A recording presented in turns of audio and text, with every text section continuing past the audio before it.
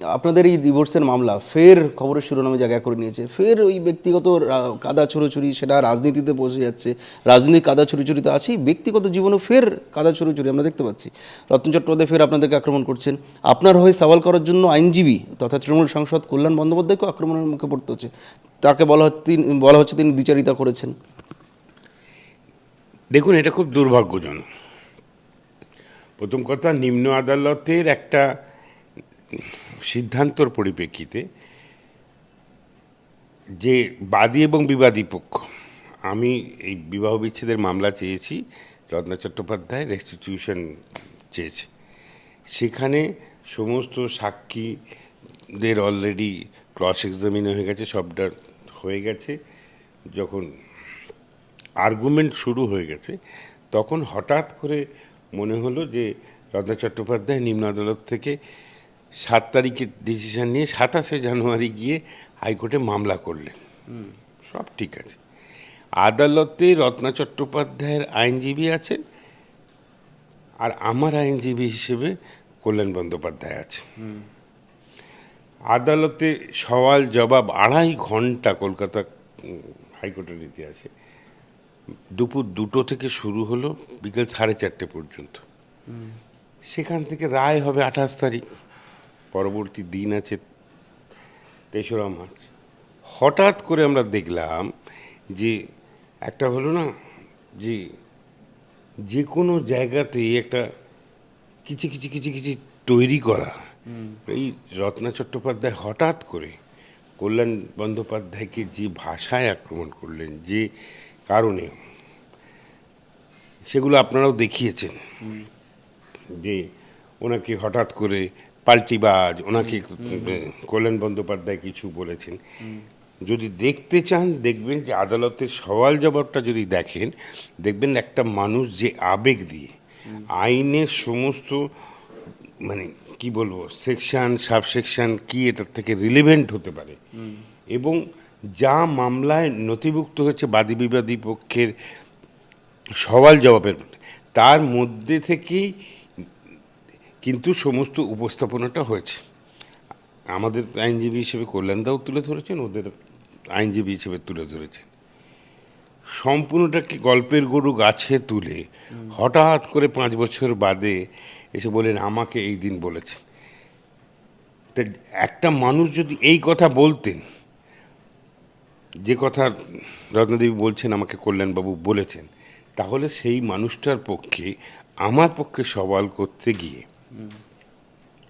কিন্তু এইভাবে প্রত্যেকটি পড়তে এইভাবে তুলে ধরা সম্ভব ছিল না। প্রায় 1.5 ঘন্টা তিনি সওয়াল জবাব করেছেন। তো এটা কেন করলেন তিনিই ব্যাখ্যা দিতে পারবেন। অথবা মূল বিষয়টা হচ্ছে যে আদালতে যখন সওয়াল জবাব শেষ হয়ে গেছে, এই ডাইভোর্স মামলার শেষটা আমরা নিজেরা যে চাইছি সেটা কিন্তু আদালতের কাছে নির্দিষ্ট করে তুলে ধরা হয়েছে, এবং যাতে বিবাহ বিচ্ছেদকে পিছিয়ে দেওয়া যায়।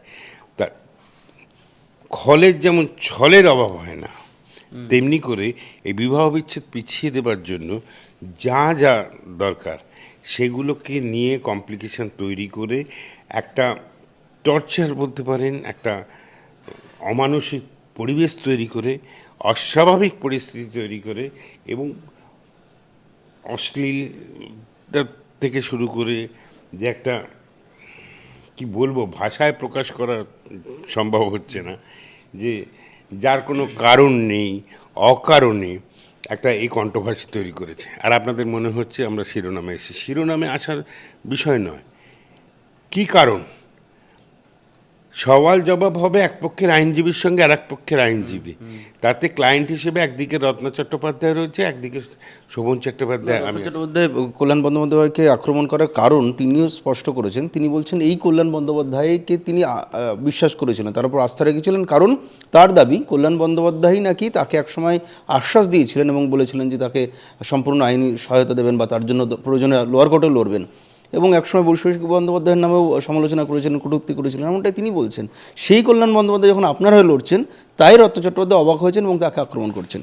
দেখুন, একটা বলে দেওয়া কথাকে নিয়ে আপনারা যদি কাকে কান নিয়ে গেছে আর কাকের পেছনে ছুটলেন, নিজের কানে হাত দিলেন না, তা আমরা তো রাজনীতির সম্বন্ধে, আমি 40 বছরের জনপ্রতিনিধি, কল্যাণদা আজকে নয়, হ্যাঁ 1996 বা 2001 আসানসোল থেকে উনি সাংসদ ছিলেন, উনি 40-42 বছর প্র্যাকটিস করছেন।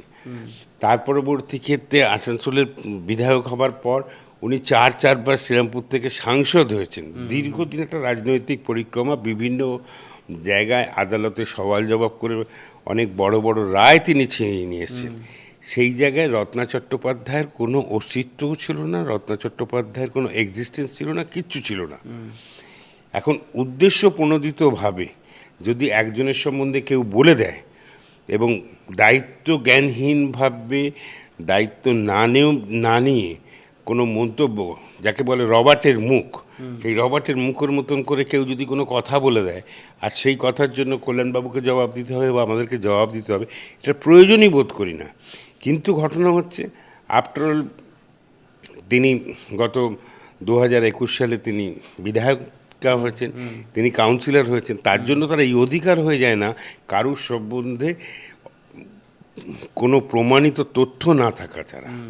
একজন তৃণমূল কংগ্রেসের বিধায়ক একটা তৃণমূল কংগ্রেসের সাংসদের সঙ্গে কথা হতে পারে, কিন্তু যে সময়কার কথা বলছেন সেই সময়টা তারও আগে, তখন কল্যাণ বন্দ্যোপাধ্যায়ের এই সমস্ত মন্তব্য করার কোনো পরিবেশ পরিস্থিতি থাকতেই পারে না। দ্বিতীয় কথা, বৈশাখীর সঙ্গে তো আমি দীর্ঘদিন একসঙ্গে আমরা আছি, তা আমি একাই বৈশাখী মানে পরিচিত ব্যক্তি নই। কল্যাণ বন্দ্যোপাধ্যায়ের সঙ্গে অনেক আসপেক্টে আইনজীবী হিসেবে বৈশাখীর পরিচয় আছে, ডিটেলস আছে। তো বৈশাখী সম্বন্ধে কল্যাণ বন্দ্যোপাধ্যায় কি বলতে পারে, বৈশাখী বন্দ্যোপাধ্যায় কি বলতে পারে, সেটা সম্বন্ধে একটা অ্যাসেস করার একটা বুদ্ধি বা অভিজ্ঞতা আমাদের আছে। সেই জায়গায় দাঁড়িয়ে মানে যার পূর্ব পশ্চিম উত্তর দক্ষিণ বা কয়েক কিলোমিটারের মধ্যে কোনো শব্দের মধ্যে দিয়ে যা সম্ভব নয়, সেই সমস্ত মানে কথাগুলো আমার উচ্চারণ করতে লজ্জা হয় যে বৈশাখী বন্দ্যোপাধ্যায় সম্বন্ধে এই সমস্ত কথাবার্তা কল্যাণ বন্দ্যোপাধ্যায় বলেছেন। এটা সম্পূর্ণভাবে অসত্য এবং মিথ্যা বলে আমি মনে করি। কারণ ওই জায়গায় থাকলে তাহলে কল্যাণ বন্দ্যোপাধ্যায় তাহলে এইভাবে হাইকোর্টে সওয়াল করতে পারতেন না, তার মধ্যে থেকেই বেরোতো না। তিনি এটাও বলছেন যে কল্যাণ বন্দ্যোপাধ্যায়ের মতন তাদের মতন মানুষের দ্বারা আশ্বস্ত হয়েই তিনি এত বছর ধরে আইনি লড়াই লড়ে এসেছেন। দেখুন, আমি বুঝি না যে কল্যাণ ব্যানার্জি এই সমস্ত বলেছে। প্রথম কথা আমি বললাম যে বিশ্বাসযোগ্যতার মধ্যে নিয়ে আসতে পারছি না। দ্বিতীয় কথা, কেউ এসে বললেন কল্যাণ বন্দ্যোপাধ্যায় না হোক, আরও বি থেকে 26টা অক্ষরের ইংরেজি বর্ণমালার কেউ বলে দিলেন, তার জন্য একটা বিবাহ বিচ্ছেদের মামলায় উনি চলে এলেন। বিবাহ বিচ্ছেদের মামলা তো উনি করেননি, বিবাহ বিচ্ছেদের মামলা চেয়েছি আমি, এবং তার জন্য কি কারণে আমি বিবাহ বিচ্ছেদ চেয়েছি তার একটা করে যে মূল যে সংসার করা, সে বিবাহের পর সংসার করা, সেই সংসারটা কিন্তু 1995 সালের বিবাহর পর 2006-07 এইরকম সময় থেকে দীর্ঘদিন আগেই সংসারটাই ছিল না, অস্তিত্বই ছিল না।